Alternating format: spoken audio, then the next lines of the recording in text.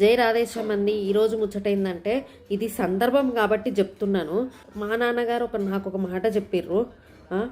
అలాగే ప్రతి ఒక్క తల్లిదండ్రులు వాళ్ళ పిల్లలకు ఖచ్చితంగా ఈ మాట చెప్పాలని నేను కోరుకుంటున్నాను. ఏంటా అనుకుంటున్నారా?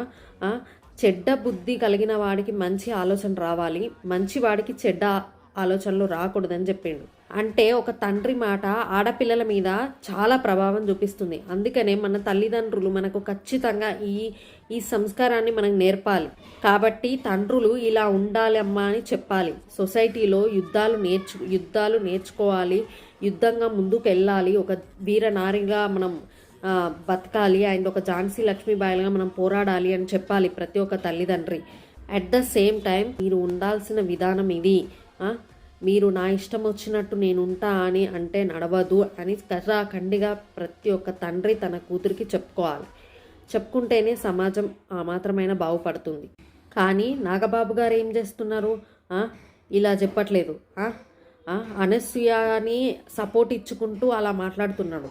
నాకైతే ఇది అస్సలు నచ్చట్లేదు. అరే, ఒక మనిషి తప్పు చేస్తుంది అంటే మనం మాట్లాడాలి, ఖచ్చితంగా మన వాయిస్ రేస్ చేయాలి. రేస్ చేస్తేనే మిగతా వాళ్ళందరూ సెటరేట్ అవుతారు. బట్ ఈ మేడం ఉంది కదా, ఈ మేడం కూడా మీ పాపని నిహారికని ఎన్నో మాటలు అంటుంది. నేటి సమాజానికి మీరు ఏం చెప్పాలనుకుంటున్నారు నాగబాబు గారు? నాకైతే అర్థం అవ్వట్లేదు. ఆ బట్టలు ఇప్పుకొని తిరుగు అని చెప్తున్నారా, లేక ఏం మాట్లాడుతున్నారు? అసలు మీరు ఎందుకు రియాక్ట్ అవుతున్నారో నాకైతే అర్థమైతలేదు. మీరు ఎందుకు అనసూయకి సపోర్ట్ ఇస్తున్నారో కూడా నాకైతే అస్సలు అర్థమైతలేదు. మీరేమంటారు? కమెంట్ చేయరుల్లా.